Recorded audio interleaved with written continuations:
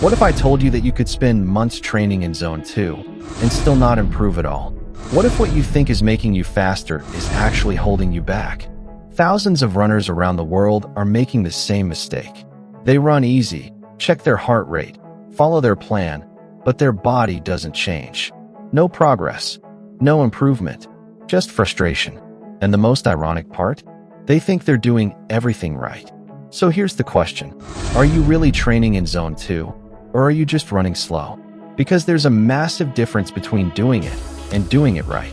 Today you're going to understand why so many runners don't improve, even when they train every week, and how to fix the invisible mistake that's sabotaging your progress without you realizing it. Over the past few years, everyone's been talking about Zone 2, that it's the secret of the Kenyans, that it makes you more efficient, that it burns fat, improves endurance, and makes you unstoppable. And yes, all of that is true, but only if you do it right. The problem is that most runners don't even know what they're really training. They think they're building their aerobic base, when in reality, they're just logging empty miles. Because Zone 2 isn't running slow. It's not feeling comfortable. It's training at a very specific point, where your body learns to use fat for fuel, where your heart becomes more efficient, and where your mitochondria, those tiny energy factories, start multiplying. But if you go just a little too hard, even 10 beats per minute over, you destroy all that work.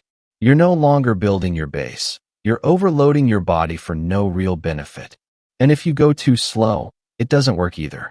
Your body doesn't get enough stimulus, and you end up stuck, thinking you're progressing when you're not. That's why Zone 2 is both powerful and dangerous, because it looks simple, but mastering it is an art. Mistake 1. Thinking easy pace means Zone 2. It doesn't. Not even close. A lot of runners go out, feel relaxed, and think, perfect, I'm in Zone 2. But when they check their heart rate, they're 20 to 30 beats too high. That's no longer Zone 2. That's a workout that doesn't improve performance or recovery. Your body doesn't care how you feel. It reacts to real intensity. And even if you feel like you're taking it easy, if your heart rate is too high, your body is burning sugar, not fat. That's where the magic of Zone 2 disappears. That's why so many runners get frustrated. They train 3, 4, 5 times a week, but nothing changes. Their heart rate stays the same. Their paces don't improve. They feel stuck, not because they don't train enough, but because they're training in the wrong place. The real Zone 2 isn't a comfortable pace. It's a precise range where your heart works right at the edge of your aerobic threshold. Not above it, not below it. And yes, at first, it can feel painfully slow. But that's the secret. If you can stay there, you're building a foundation so strong that in a few months, you'll run faster at the same effort you used before. Mistake 2. Not actually knowing your real heart rate. Many runners trust their watch or an internet formula, 220-H. They think that's their max heart rate, but that's just a guess, and it's usually wrong. With those numbers, you could be training completely outside of Zone 2 without realizing it. Too fast to build endurance, too slow to stimulate progress. That's why so many people say, I do all my easy runs in Zone 2, but I'm not improving. Of course not, because they're not really in Zone 2. Pros don't leave that to chance. They measure their real max heart rate, adjust their zones precisely, and train with surgical accuracy. Meanwhile, most amateur runners go blind, running by feel, using generic data, then wondering why their fitness doesn't change.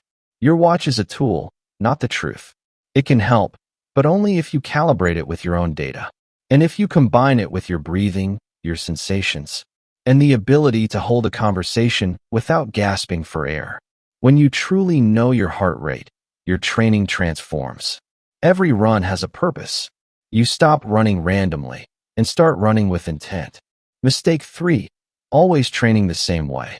Many runners think that just logging hours in Zone 2 will automatically make them better. But they forget that over time, the body adapts and stops progressing. Without realizing it, they fall into the gray zone. Not easy, not hard. Not recovery, not improvement. Just a middle ground where it feels like you're training, but you're not advancing. That's the biggest killer of progress. Same pace, same loop, same heart rate, week after week. You think Zone 2 doesn't work. But the problem isn't Zone 2. It's that you stopped evolving. Elite runners know this. Kipchoge, the Kenyans, the Norwegians, they constantly adjust their Zone 2. They monitor their progression like surgeons. One day it's a short, easy run, another it's longer, or on different terrain.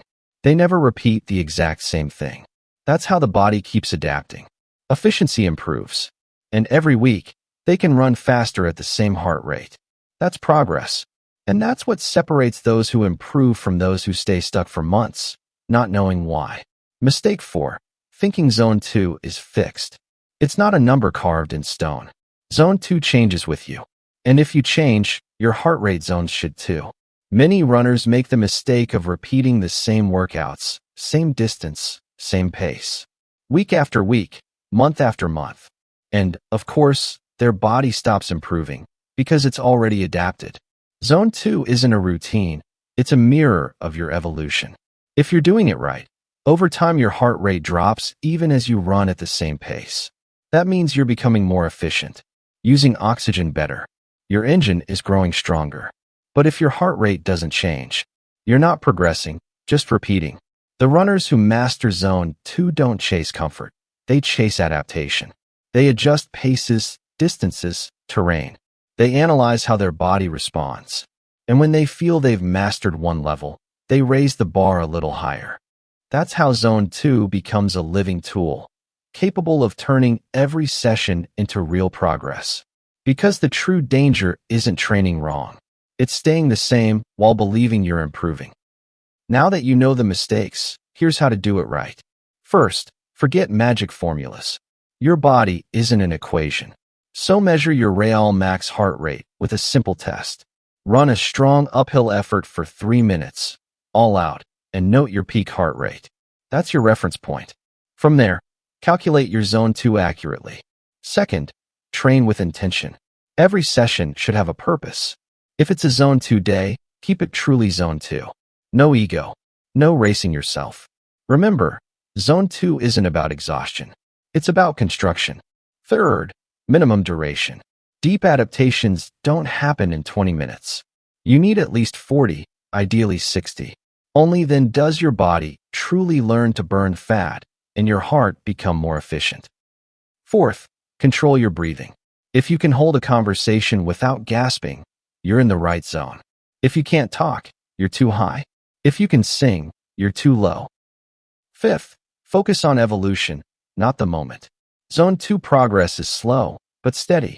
Week by week, you'll see your pace improve while your heart rate drops. That's the sign you're doing it right. When you master Zone 2, your body transforms. You recover faster, perform better, train harder without burning out. That's why the best runners in the world use it. Because Zone 2 is the silent foundation of everything else. Now you know why so many runners plateau without realizing it. It's not lack of effort. It's not genetics. It's because they're training in a Zone 2 that isn't Zone 2. And now you have a massive advantage. While others keep running aimlessly, you know exactly where to build your real engine.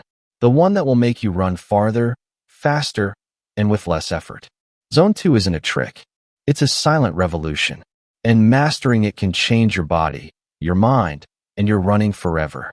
So the question is, will you keep running just to run? Or will you start training with purpose? Because the day you master Zone 2, that's the day your body finally understands what running truly means. If this video helped you, you still have to see this. The secret Kenyan method no one teaches. See you in the next training.